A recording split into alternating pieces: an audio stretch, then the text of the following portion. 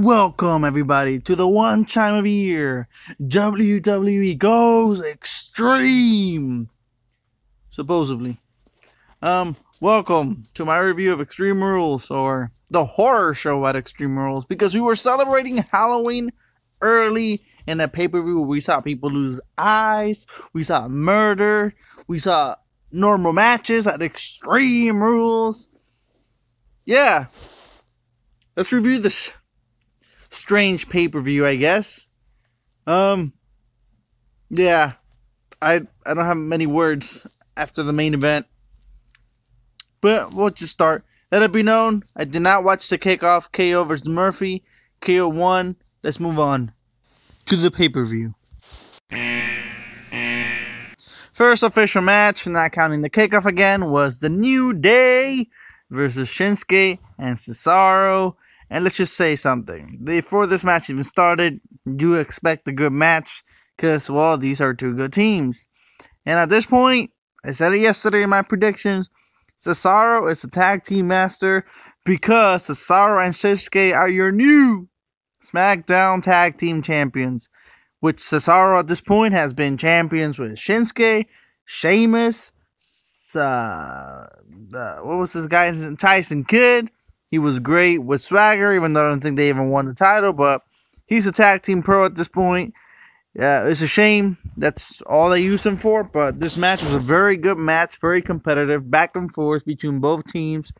It was a tables match, and the spot that got the victory was essentially a powerbomb from the turnbuckle from the outside onto a double table setup. It looked brutal. It really did look brutal. Kofi looked like he got broken in half, the poor guy. It was a really good match. It started off the pay-per-view very strong. But again, this was a match you expected to be good. Especially from their match from 2 weeks ago in SmackDown was also good. And I'm happy Shinsuke got the victory here too. I love Shinsuke Nakamura. Happy he's tag team titles. He won them with Cesaro. It gets an up from me. Definitely an up. Will Shinsuke one day win a world title? And he'll be a Grand Slam champion now that he has won the tag team titles. I do recommend you watch this match. Some of the other stuff is what's a little, I guess, controversial. But here we started off in the right foot with a very good match, very good result, and a very good tables match. Up from Redgrave. Up next was Nikki Cross versus Bayley for the SmackDown Women's Championship. And here's where it starts getting weird, because why was this a normal one-on-one match in a pay-per-view called Extreme Rules? Also known as the horror show. A normal wrestling match. But anyway, a pretty good wrestling match. Nikki shows that she can, go out there by herself, not necessarily just a tag team match, and definitely have a good match. She showed that in the future they can trust her to maybe be women's champion. I hope so. She's really good. This match was mostly back and forth. It started with Bayley taunting Nikki because Nikki wasn't sure she could win. We all knew she wasn't going to win. But overall, Bayley won the match thanks to Sasha, who gave her the little brass knuckle that she uses to Bayley so she could hit Nikki with it and got the victory. So she had to cheat to beat Nikki, so it kind of protects Nikki as to why Nikki lost. And whether Nikki gets another opportunity later, maybe, because who else can Bayley fight at this point? She's literally beating everybody but Sasha. How long can they extend that? So we'll see. The match itself gets an up because it was a very good, decent match by both competitors.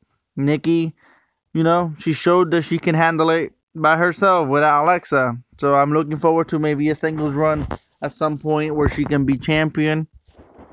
And Bayley, she had to, it's okay she retained. She's killing it. She is killing it in SmackDown, in the main roster. She and Sasha are literally among the best things happening right now. So it gets an up from Redgrave. So we had an amazing 5-star match between Apollo Crews versus MVP and... Oh, no, wait. Apollo Crews versus MVP didn't even happen. Apparently, Apollo was not cleared to wrestle because I guess the faux Nelson hurt Apollo last month. Whatever. So MVP came out, talked trash, bragged, excellent talk because he's an amazing heel, and declared himself the winner by forfeit. So MVP is your new United States champion, just like that. I think it was genius, whether this was done on purpose or Apollo's actually hurt or maybe he's out with COVID. Who actually knows? If this was done on purpose, I think this was an excellent move. You get MVP the title, and when Apollo does come back and wins the title eventually, it gives him that good moment feel again, like when he first won it. For the most part, I think it was excellent. Personally, I would give it an up. I know some people probably won't like it, like, oh my god, why did MVP become United States champion just like that? I think it was excellent. It gets heat on him and Bobby. I think they're an excellent duo. And yeah, I thought it was great. It was a smart way of doing it. It was a match most people didn't even care for anyway. And it gets the title and MVP. And, you know, prolongs the feud a little longer. So I think, to me, honestly, I enjoyed it. MVP I enjoyed. Up. Then we have Rey Mysterio and Seth freaking Rollins, the Monday Night Messiah, star in See No Evil 3, because it was time for the eye for an eye match, where the opponent will lose by losing his eye. Yeah, just think about that for a second. And somebody did lose their eye. Yep. You want to know what it looked like? That's what it looked like. Yeah, that looked like one of them little freaking balls you win when you put 50 cents in the damn machine. Yeah, listen, the match itself was actually really good. It was no DQ, everything went, they hit each other with candlesticks and whatnot. I think the match itself, had it been a normal match, you know, a normal finish, I think this was a really good match. That was back and forth, and what do you expect between Seth Rollins and Rey Mysterio? Both are talented, both are great. But the ending, my God, just look at that eyeball. It looks so fake. Seth Rollins was throwing up. They really try to sell this to me. And then they claimed that Rey Mysterio could still get his vision back because I guess nonsense about things that are connected to the eyeball and whatnot, I don't remember correctly, that weren't that badly damaged. So he could get his vision. Like, I don't know where Ray is going to Dr. Bullshit, but I want that doctor. Because if he can get Ray's eyeball back in place, fix his vision, listen, I don't want to go to any other doctor but that one. Yeah, Dr. Bullshit. The match itself was good. It really was. But that horrible, horrible ending. Seth throwing up, acting like he was disgusted. The ending just... It gets down. The match gets down because of the ending. It hurt it really badly. And it was no DQ. So explain to me why Dominic was not out helping his papa, you know, not lose his eye. He showed up immediately after losing his eye. After Ray lost his eye, Dominic showed up immediately. Explain to me why he wasn't out earlier. Yeah, match was good, but that whole ending sequence, because of it, the match gets down. Next up was Asuka versus Sasha, and I'm going to say it right here and right now. This was by far the best match of the night. The wrestling was great. Which is back and forth, excellent. Sasha, along with Bayley, they've been killing it. And then Asuka herself is so amazing. Did you expect anything less? And the boss, the standard, the blueprint is your new Raw Women's Champion. Because Bayley is now a referee. So Asuka accidentally fired Green Mist at the referee. I guess she coughed at him. She forgot her mask at home. And yeah, Bayley just put on the referee shirt and then counted 1, 2, 3 for Sasha. And Sasha won. I love how the commentators sold this. I say we're confused. That's just part of the rules. I love how they sold that because in reality, this would be bullshit. But they went with it, and then they rang the bell, made it official. Sasha is your Raw champion. Bayley is your SmackDown champion. They are the tag team champion. This is fantastic. They are the best thing in wrestling right now here in the main roster. They are by far the best thing. They are untouchable. And to see them with all the gold is just amazing. Fantastic. Let's get the NXT title in one of them. Probably Bayley. Can we do that? The match itself gets the horns. Not enough, the horns, because the match was great. The result was great. Sasha winning was the best move they could have done. Them having the gold, they are running the women's division. And at this point, they're going to run SmackDown and Raw sky high. I am excited. I cannot wait to see what happens now. This was the best match of the night by a long shot. Not enough. Horns. Awesome. Next up was Drew McIntyre defending the WWE Champion versus Dolph Ziggler. And Dolph picked the stipulation. It was quite simple. Dolph made it an Extreme Rules for him and a normal match for Drew. Meaning Dolph could break the rules. There were no rules for him. But Drew would have to follow the rules. And despite this huge advantage, Dolph Ziggler lost.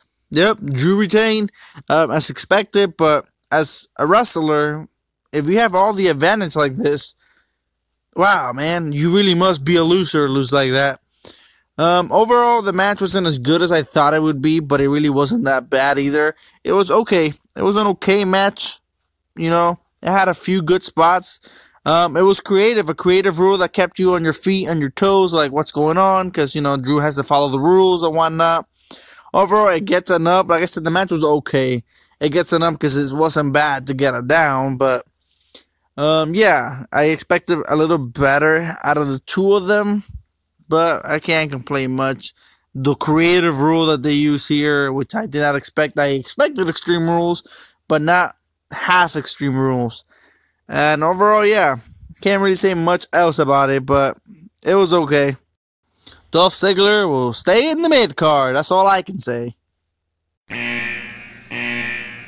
Next up was Braun Strowman not defending the Universal title versus Bray Wyatt in a Wyatt Swamp fight, because I guess Wyatt owns the swamp. This was a cinematic adventure.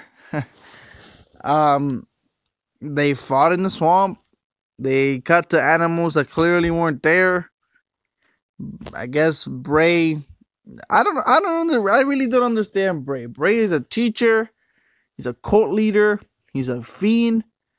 I don't know how he can do all three jobs, because I guess he still has followers as cult leader Bray, even though he hadn't been cult leader Bray in months. Because people were just jumping Braun. They were dressed like Luke Harper and Eric Rowan, but clearly were not them. Good job, guys. We saw kidnapping. I was about to call 911 when Bray just kidnapped and put Braun in the chair. We saw Braun get bit by a snake. We saw Braun get attacked by Braun. Yes, you heard me correctly, because Bray Wyatt mastered the art of cloning. This wasn't even really a match. They were literally just fighting throughout the swamp, but it's not like the Boneyard match where, you know, Taker and AJ were actually fighting and a few shenanigans were here and there. No, this was all shenanigans and a couple brawls here and there. We saw a man get burned alive. Braun laughed about it. Thank God he didn't want to be his old self again when he's laughing at people getting burned. Even though he got burned, like, Braun pushed him. It seemed like he pushed him to the fire. The camera cut away, showed him on the floor, and out of nowhere got on fire. It was a weird cut. It looked really weird. I don't even know what to tell you. Alexa played Sister Abigail at one point. Like, she must have been Sister Abigail. Literally. I think that was I really do think that was a cool part. And she tried to, like, lower Braun. Like, you know, you always want to be with me, Braun. And, yeah, I think that was cool. But it wasn't really a match. It's like when Bray fought Cena at Mania. That wasn't a match either. I mean, at least that would have had a 1, 2, 3 count to win the thing. Here, they brawl. Bray disappeared. When Braun fought strangers, they got teleported. Braun got interrogated and semi-tortured in the chair because he got bit by a snake. Yeah, this was just something. I'm kind of out of words to a degree. I couldn't believe what I was watching. I was like, what in the fuck is going on here? And then, like I said, Braun hit Braun with a shovel, and I was like, what? I mean, I guess this is what happens when Luke Harper's in AEW, and maybe Eric Rowan doesn't want to even show up for a one-off appearance. Because that would have been a little better. You know, like Eric Rowan just hit Braun with a shovel, like, remember me, bitch? But no, it was Braun who hit Braun. And then the match ended with murder. With straight out murder. Because Braun disappeared in the water. The match, here's the thing, he threw Bray in the water. And then the little logo and showed up at the bottom right of the TV. I'm like, okay, so I guess Braun won. But Bray came out the water, took him in the water. He was drowning him. The water went red. He must have murdered Braun underwater. I was about to call 911 and tell him somebody got killed in the swamp. Tell them that Wyatt owned the swamp because it's called the Wyatt Swamp Fight. And the Fiend emerged. The Fiend emerged from Braun's blood. So either Braun got drowned and killed, which I should still call 911, or he got butchered underwater, or this was still a normal match and Bray pinned Braun underwater and had enough time to turn into the Fiend. Wow. The power of Bray. Like, if this would have been an actual brawl all over the swamp, similar to the Boneyard match, I guess it would have been a little better. And then sure, you have a shenanigan here too. It's Bray Wyatt, you know. But when you have all the shenanigans I mentioned, and then they had like animals, like someone show up, but you know they weren't there because the cut completely looked so terribly fake. Yeah, had it been a normal brawl throughout the swamp, I think it would have been better. But too many shenanigans. I really hate cinematic shit. Like, we have to have a cinematic match in every pay-per-view now. Like, literally, since the Boneyard match, we've had at least one cinematic match every pay-per-view. No. Stop with the cinematic matches, please. I love Bray Wyatt. I love Braun Strowman. And I hate to do this, but I honestly give it the middle finger. I was not really entertained. I was just like, what the fuck is going on? That was my reaction through the whole thing. Not, this is awesome. It was just, what? What? That's what I thought. Well, yeah, that was Extreme Rules. Like I said, some matches weren't even extreme. Why? Why was this a horror show? It's not October. So I have a tip for Mr. Otis. Go to the swamp, go underwater, find Braun Strowman's carcass, pin him 1, 2, 3, and you are the new Universal Champion, Otis, because he cannot kick out since he's either drowned or been butchered on the water. Either way, he's dead. By the time the cops get there, you should get there first, pin him, become the champion, man. Otis, become Universal Champion. You can't have it any easier, man. Yeah, that was just a joke. Otis did not even show up at the pay-per-view, but yeah, I mean, literally, the way they booked that, he would easily win the match. That was the horror show at Extreme Rules. I guess it was okay. It wasn't the biggest piece of shit, but it wasn't the greatest either. So, if I had to rate it, well, it gets a thumb in the middle. It was okay. It wasn't that great, but it wasn't that bad.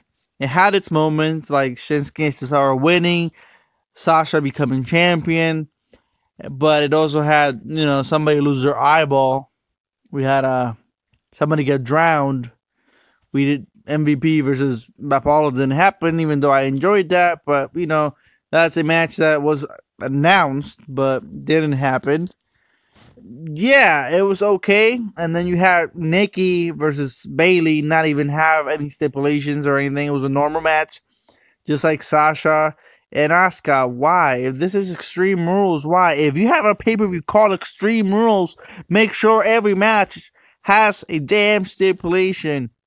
Come on, is that really hard? The pay-per-view is called Extreme Rules. Thank you. I had to rant for a minute. That was my review. I hope you enjoyed that. Please give it a like, share, subscribe. Help me out with the subscribe numbers if you enjoyed the video. Pass it on, share with your friends if they like wrestling and want to hear this guy's opinion. Yeah, that was Extreme Rules. Thank you for watching. Like I said, like, share, subscribe. Take care. Be safe. Stay safe out there, guys. This has been Brian Redgrave. Redgrave, out.